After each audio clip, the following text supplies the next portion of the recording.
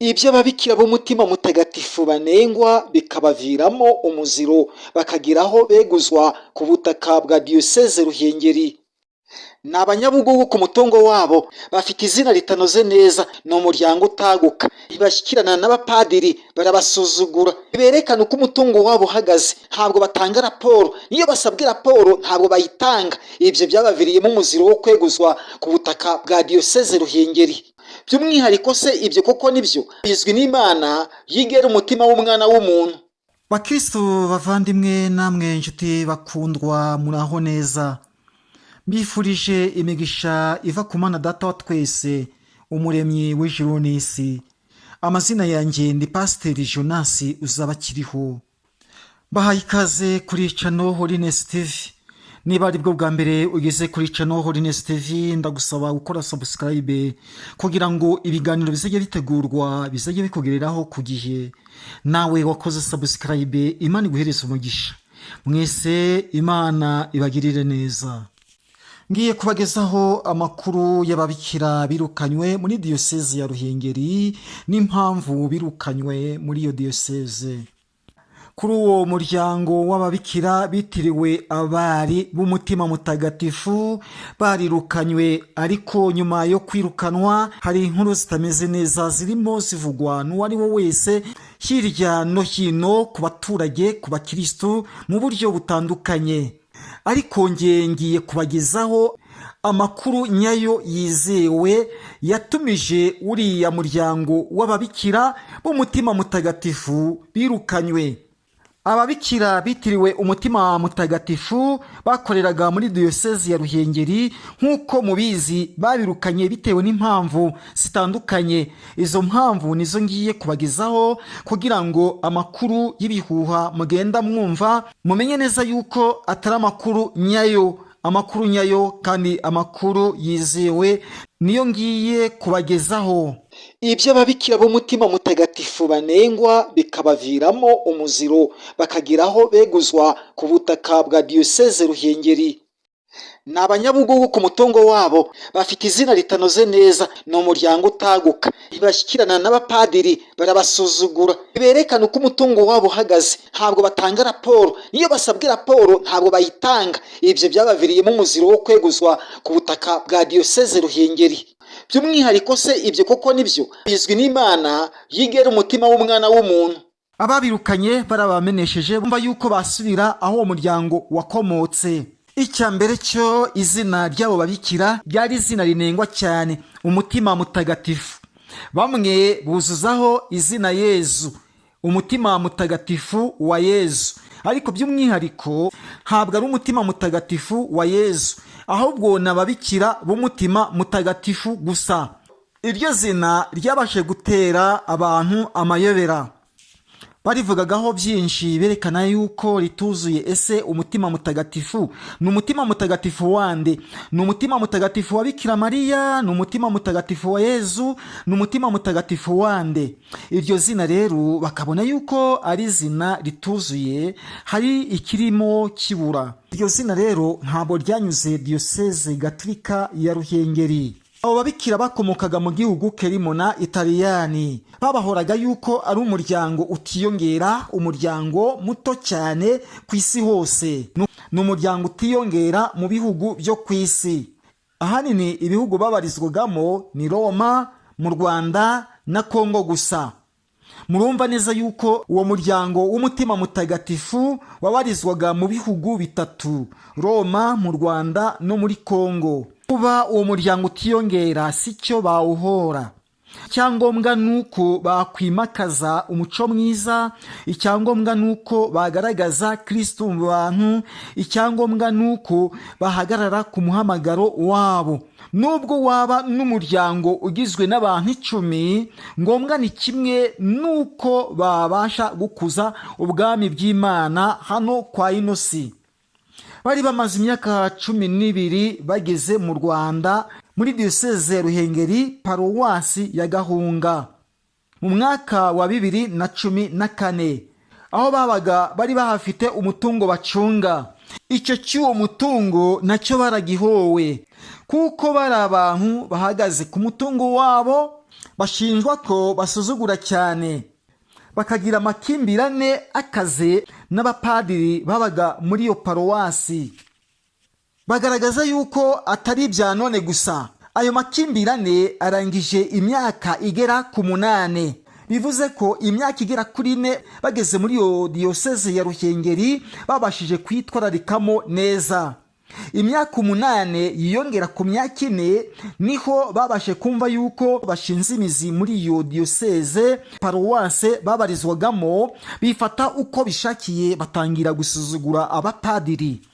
Mu gihe abapadiri biyumvishaga yuko bajya kubasaba nk'inama zindi, ntabwo abo babikira babaherezaga uburenganzira bubakwiriye ngo babashe kubakira mu cyubahiro cyabo, ahubwo barabasuzuguraga cyane bakabereka yuko batabitayeho. Mu gihe abo bapadiri bashakaga ubufasha kuri abo babikira, ntabwo abo babikira babutangaga.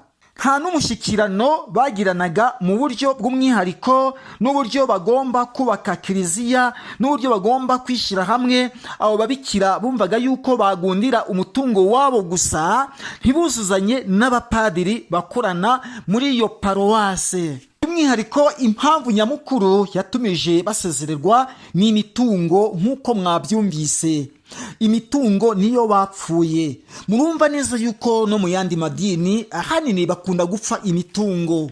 Nibyo rero byageze kwa bariya babikira b'umutima mutagatifu. Uwo mutungo w'ababikira b'umutima mutagatifu babashije kuwizingiraho cyane, bawigengaho, bumva yuko ari uwabo, nta wundi muntu wabasha kubagengaho. Icyo rero nicyo cyatumije ahanini babasha gusezererwa. Ayo makimbirane rero ashingiye ku mutungo, aho niho Satani yabashije guhagarara, bityo barabaturongeza. Bamwe baribaza bati, mbese uwo mutungo wasigaranye bande? Ese uwo mutungo uracyabarizwa kuri uwo muryango w'abihaye Imana b'umutima mutagatifu, cyangwa se weguriwe paruwase muri Dioseze? Bimeze bite? Uwo mutungo paruwase igomba kuwucunga. Babatumagaho binyuze mu nyandiko, ariko ntibabashe gusubiza iyo nyandiko, bakabasha kuyisuzugura. Abariho muri iyo paruwase bakabyihanganira. Bishaka kuvuga yuko abapadiri bakoranaga n'uwo muryango w'ababikira b'umutima mutagatifu, ahanini bihanganiraga agasuzuguro kabo. Ubundi ubana n'umuntu ukamenya umuco we, ukanamenya n'uburyo ugomba kumwitwararikaho. Ariko imihini mishya itera amabavu. Mu gihe habonetse impinduka zo guhinduranya abapadiri, niho byose byahise bizamba. Hageze umupadiri mushya, abo babikira bahita bamwanga, bumva yuko bitashoboka. Impamvu bamwanze se ni iyihe? Bagaragaje yuko uwo mupadiri ari buze kubinjirana, bigatuma yibanda kuri uwo mutungo w'ababikira, bityo ugasanga noneho inyungu z'abo babikira bari bafite kuri uwo mutungo batabasha kuzibonaho uburenganzira busesuye. Uwo mupadiri akimara kwangwa n'abo babikira, habonetse impinduka itameze neza.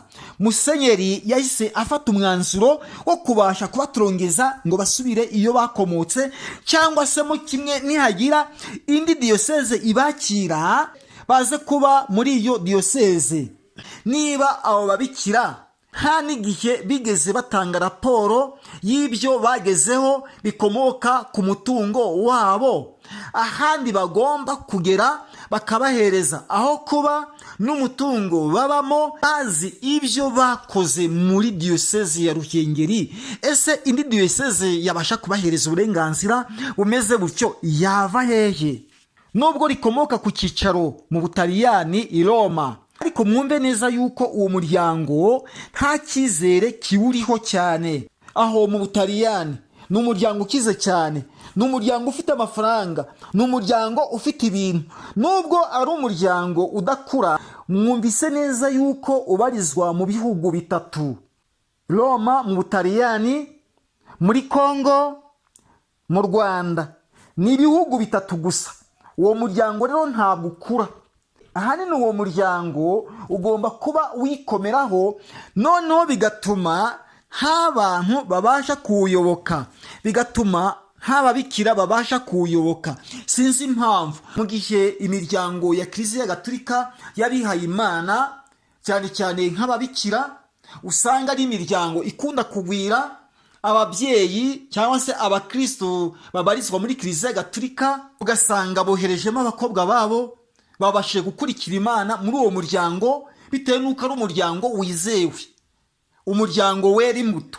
Ese hari twavuga yuko uriya muryango impamvu udakura nuko utera imbuto? Twavuga yuko uriya muryango impamvu udakura nuko wigwizaho ubugugu? Twavuga yuko uriya muryango udakura yuko ukunda kugira amakimbirane, bakunda kugira se umushiha? Igisubizo nyacyo ntacyo. Icyo tuzi neza nuko uwo muryango udakura, ukaba ubarizwa mu bihugu 3 gusa, mu gihe indi miryango ibarizwa hirya no hino mu bihugu byo ku isi. None niba bimeze bityo, ubwumvikane n'ubwuzuzanye bukaba bubura, icyerekezo cyabo ni ikihe? Aho bigeze ku buryo bapfa umutungo kugeza igihe baturongejwe, kugeza igihe babeshinyaguriye ati nibasubire iwabo. Mu yandi magambo ntibakura, mu yandi magambo ni abanyabugugu, mu yandi magambo ntibavuvuka, mu yandi magambo nta kibavaho. Murumva neza rero icyerekezo cya Kiliziya Gatolika kirimo kibashyitsa muri amwe mu matorero n'amadini muri iki gihe cya none. Bamwe bagenda bapfa imitungo, na Kiliziya Gatolika nayo iri gusezerera abantu bitewe nuko babasha guhagarara ku mitungo yabo, bakabasha kuyikinga Kiliziya Gatolika yuko batagomba kuyireba cyangwa se ngo bayigenzure.